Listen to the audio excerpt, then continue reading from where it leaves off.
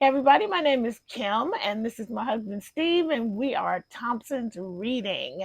And we started this YouTube channel because we both love to read, we both love books, and yeah, this is our first video, our first booktube.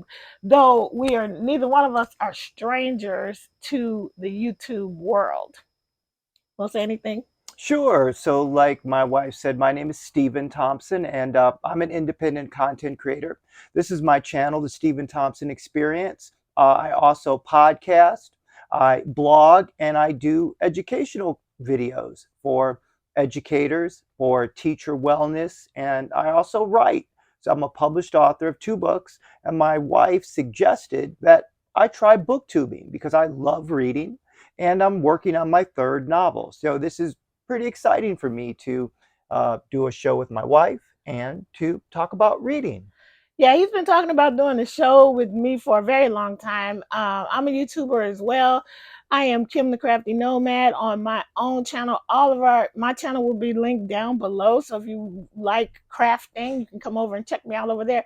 But I also have a love of books, and I think that when we realize that we have that in common, and it's something that we can do on YouTube, that's where this idea came from. So hopefully on this channel, what you're gonna see is I don't know 100%. For sure, we're going to talk about the books we've been reading, the books we finished. We are very different in the way that we read. So we're going to bring that to the channel, as well as man, most booktubers are super young, and so we're going to bring another level. I mean, I'm almost a baby boomer, but I think we're both Gen Xers, and so is that right, Gen X? Yeah, Gen X. Okay, we're Gen Xers, and so we are going to be talking about all the things that we thoroughly enjoy. I like a lot of different kinds of things, and so today I think what we're going to do is share what we are reading, what I personally have finished, and I'm sorry if I keep hitting the mic. I'm sorry about that, but we are going to just tell you a little bit about the types of things we like to read, and yeah, just how much we enjoy the written word. So Stephen's going to get started. All righty. Well, you know what? I'm a very eclectic reader. And I think back to when I really first started my love of books, my parents would just let me go to the library and I would go by myself and I would just pick books off the shelf at random and I would read Stephen King books. But I also would read Beverly Cleary books. So I had Firestarter in fifth grade and then the Ramona series when I was in elementary school. And that sort of led into my love of reading and then my love of writing. So I'll really just kind of kick it off. I've published two novels. The first one is called Aquafunkapus in a Macrocosm of Mayhem. I call this kind of like spiritual science fiction. The second book that I published is called Up the Nose and Back Out Again. And I really wanted to work on with this one. It's sort of a ghost story with a Hallmark movie feel to it. And one of the things I love about my book writing is I love pop culture. So in my book reading, I love number one to pay homage to classic writers. So my current book that I'm working on is a vampire human love story. And in order to write, I love to see the word executed on the page. So part of my warm up to writing is really to expose myself to great literature. So when I started working on this vampire book, Octavia Butler, fledgling. Octavia Butler is an African American science fiction writer from here in California. And this is a very good vampire book. And she does vampire, the genre, a little bit differently than your average vampire story. And it's also has some very deep themes in it. I like exploring themes in my book reading. So also, I have to pay credit to older authors. So Langston Hughes, this is called Not Without Laughter. I love to see other authors. And Langston Hughes does not write science fiction, but Langston Hughes is a great author. He's a great African American author. And I want to really honor those who went before me. So before I write each day, I read 5 minutes from classical literature. The other one I like to look at, Richard Wright. This is Uncle Tom's Cabin. You know Richard Wright from Native Son, but Richard Wright wrote a book of short stories. By reading short stories, it helps me as an author really get to break down a story really quickly because a short story has to get into the story and out of the story and have structure really quick. And by doing that and reading that, Richard Wright helps me to be able to do that. Also, one thing too is this book was written in 1929 ish. So I want to see how literature stands the test of time and the types of things that authors are talking about in books. Are they still relevant today? Also, to help me, short story, Raymond Carver. This is amazing. Okay. This Cathedral is a book of short stories. Again, short stories help me with structure because you want to be focused when you're writing. You don't want to wander too much and you want to keep the audience's attention. I found Richard Carver watching Marvel's Secret Invasion. There was a scene where Nick Fury's character read a part of one of these books. I immediately went to Amazon and purchased it. So you can see my reading too. I'm inspired by television, draws me into different genres of books. Now, because my book is set in 1992, Kim and I love to go to bookstores. So I went to the last bookstore. I bought this book, Fear and Loathing on the Campaign Trail. This book is all about the election in 1972. Hunter Thompson, you may know him from Fear and Loathing in Las Vegas, where Johnny Depp played him. The book is a little bit dated, and Hunter Thompson is very eccentric. Trigger warning, you may construe some of his writing as racist at points, but this was written 52 years ago. So you have to take it in the context of the time period. But this is helping me because my book is set during the presidential election of 1992. So I really wanted to see how people wrote about presidential elections. Historical fiction. I have a history major. I have a BA in history. And my vampire is Native American. So I'm reading People's Indigenous History of the United States. And Kim and I picked this up last week at Barnes & Noble. My main character is a vampire, but she also was Native American. So I really wanted to study out. She was turned to a vampire in a battle where the Native Americans and women were treated harshly. And that's part of my story. Now, the villain in my story is Rasputin. And I love the library. So Rasputin is the villain. Interlibrary loan, if you don't want to spend a lot of money, use interlibrary loan. Great thing about that is I go on my app, I order the book, goes to my library, I walk into my library, pull it off the shelf because you get a text message, your name is right there, there's Thompson S. I grab my book, interlibrary loan. Now, for my own personal reading, I love every day to start off my day with some meditation, spiritual reading, and then just kind of life reading. So I'm reading this book right now called The 3 Mile an Hour God. And it's all about moving slowly through the world because we are a very fast-paced world. And along with that, I've been reading this book, Slow Productivity by Cal Newport. And he again talks about being productive, but moving at a slow pace so you don't burn yourself out. Why do I say that? Well, I'm getting my doctorate. So right now I'm working on my dissertation. By day, I'm a program director for a nonprofit that works exclusively with students with special needs. My title is program director. You may not know what a program director of a nonprofit is, but you know what a school principal is, and that's what I do. So I am working on technology, special education. So I'm reading this book called The Adult Learner. This is by Malcolm Knowles, and it's actually for my theoretical framework for my dissertation.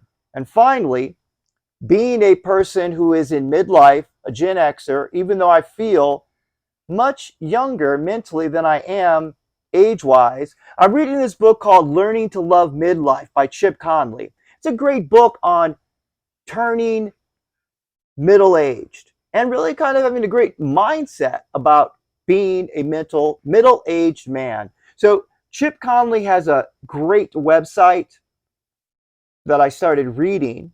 He's a daily newsletter, It's wisdom, modern elder, great book, Learning to Love Midlife. And so, really, I'm an eclectic reader. I love to just wander a bookstore and just pick up a book. And whatever kind of moves me, I go to. So there it is, Stephen Thompson, and that's what I do. All right. So we're very different in the way that we read. As you can see, he's reading a bazillion books. I tend to read like one or two at a time. And so I'm going to share with you, but we both like fiction. We both like nonfiction as well. So I'm going to go through mine really quickly. I'm currently in a book club, and this is our read for the month. This is Anxious People by Frederick Bachman. And I actually learned about this book through just looking at different booktube videos, and a lot of people talked about this. I like a lot of different genres, but I'm leaning more toward literary fiction in the way that I read, and also contemporary fiction. But you're gonna see everything when I show you, because it just depends on what catches my fancy. And so Frederick Bachman wrote this incredible book. This book had me hooked from minute one, page and a half in. I was like, I'm all in. And I actually took the opportunity to learn how to kind of annotate, because when I'm reading a book club book and something is happening, I usually wish that I could talk to everybody about it, but that's not how it goes, right? You go ahead and you read the book, and then you get together and talk about it. Well, half the time I've forgotten everything by the time we get together, because we kind of meet when we can. It's not a regular month to month thing. We meet when we can. Depends on the length of the book. Anyway, this book it starts out as a story of a bank robber and a real estate showing, and everything goes from there. When I tell you this book is fantastic, I highly recommend. Here's the quote on the top: "Wry, wise, laugh out loud, funny, a wholly original story that delivers pure pleasure." That's from People, and that's very accurate. Highly recommend. This book is set in Sweden, so it was originally in Swedish, and I was listening to somebody talk about that today, about how it's incredible when something can be translated and everything still gets held on to. It didn't lose anything. I bet it lost nothing in translation. So I highly recommend this one. Um, I like to read romance every once in a while. And this is by an author called Rainbow Rowell, and it is called Attachment. And it is, I had originally read Eleanor and Park, which is a YA. This is not a young adult. This is just a regular novel. And it's about, basically, the male lead is he applies for a job as a cybersecurity officer, and he thinks it's going to be building firewalls and all of that, but it turns out that he's the person reading all of the emails of the employees of the company that he works at, and he basically starts to connect with two of the women who are writing back and forth emails, and they're not supposed to be writing emails back and forth with personal information, but they do it anyway. So their emails continuously get flagged, and he reads them. And in the process, he gets to know one of them. One is married, one is not. And of course, he falls in love with the one that is not married. And it is such a great story. It is a slow burn. It's not, it's a sweet romance, and it's a slow burn. I highly recommend this. It's super quick to read. Yep. So I recommend that one. Then this one, it's just a little novel that I picked up in Barnes and Noble. Buy one get one 50% off. And this one is a mystery, a murder mystery called Still Life by a Canadian author named Louise Penny. And this is the first in a series of books that this author writes about a particular detective who solves all of these cases. So it's a team of detectives, and this turned out to be pretty good. These actually, all of these that I'm showing you now, I finished these in the month of April. And finally, my final finish for the month of April is this book called Morning, Noon, and Night by Sidney Sheldon. This is a blast from the past. Sidney Sheldon, if you are my age and if you are like me and you read credits, you would recognize his name as a writer, or I think a writer on quite a few sitcoms. I'll have to look it up and really figure out which ones. But I remember seeing his name. I read so much Sidney Sheldon in high school. I loved the way he wrote. I was in Goodwill and I came across this copy of a Sidney Sheldon book, and I had just been talking about it the day before. So I grabbed it. This one is also a murder mystery. Sidney Sheldon is the king of uh, the plot twist. So this is a very plot driven book, and it's a page turner because you want to know what's going on. And I finished this in a couple of days, and I'm a slow reader. Highly recommend if you can find it. All right, and so that's all the books that I finished for the month of April. My current reads are I will show you one more fiction and then a nonfiction, and I think we're gonna be done. Um, Cutting for Stone by Dr. Abraham Verghese. Um, Last month or a couple of months ago, our book club choice was his current novel, which is called The Covenant of Water, which is fantastic. If you haven't read it, I highly, highly recommend it. It's a brick of a book. I actually listened to it on audio because I couldn't face 700 plus pages. But then I find this book, Cutting for Stone, which is an older one of his books. It's still 600 plus pages, but it's so good. You can see where I'm at, and I'm really enjoying it. He writes these epic, sweeping novels that take place in several countries across long time periods. So some of this probably can be considered historical fiction because there's a lot of things going on. This one is set in Ethiopia, but you get a little bit of India. You yeah, so far, and it's very very good because he is Indian by culture, but he was born and raised the author in Ethiopia. So fantastic so far. But this is the only book that I hope to finish in the month of May because it's so long. So if I get other books in, that'll be great. But if I just get this one done, I'll be satisfied. And the final thing that I wanted to share with you that I'm currently reading, I love self-help books. I love to learn still, and I don't want to go back to school, but I love to pick up a book. And this Atomic Habits by James Clear is really, really fantastic. I have actually listened to it on audio twice. Um, and I think I even started reading it partially on my Kindle as well. I read it last year, but I decided that this is a book that I really wanted to read and study because I'm all about growing, continuous growth. And this is about, you know what it says, tiny changes, remarkable adults, remarkable results. And I'm learning tons from this book. Another one that I highly, highly recommend. So those are the books that I have been into lately and the ones that I have finished lately. And I hope, guys, that you can just be patient with us. We are learning how to do booktube, learning how to do it together to where it's natural and cohesive.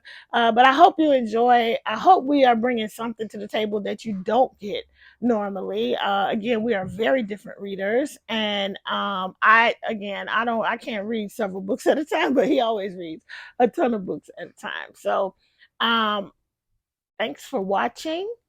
I hope that you guys will like, subscribe, and share our video and really join our community. That's what we're hoping to do. Steve is super creative. His books are out of this world with the ideas that he comes up with. So hopefully this will be something that will also spark your interest. His journey as a writer, my journey as a reader, both of our journeys together. And so, what are some of the other things you hope to do on the channel? Well, I think for me is just kind of building a community Mhm. for my next book. I think you do a better job of finishing books. I Mhm. read a lot of books. So as we're sitting there talking, I'm like, I need to finish some books because I read and I keep picking up books and picking up books and picking up books. And as we're going through, I'm like, I'm going to finish a book this week because I start heavy into my dissertation Mm, and heavy into my writing. So I think I'll take this week to finish a book, to see if yeah. I can just read one book at a time. See how it goes. Yeah. But the thing is, there's no wrong way to be a reader, right? And I'm not getting a dissertation. I just go to work, I take care of my kiddo, and that's it. I don't, so I have more time. So of course yours is going to be a lot more restricted in the time that you can put into it. But yeah, finishing is awesome. So we'll tell you more about our journey in future videos. We hope to do. We have plans to go to different bookstores, independent bookstores throughout. This year, that's one of our goals, is to go on dates and check out some independent bookstores, and we will hopefully be able to bring you guys along on some of that. In the meantime, thank you so much for watching. I hope that you will look forward to the next video, and we'll see you in the next one.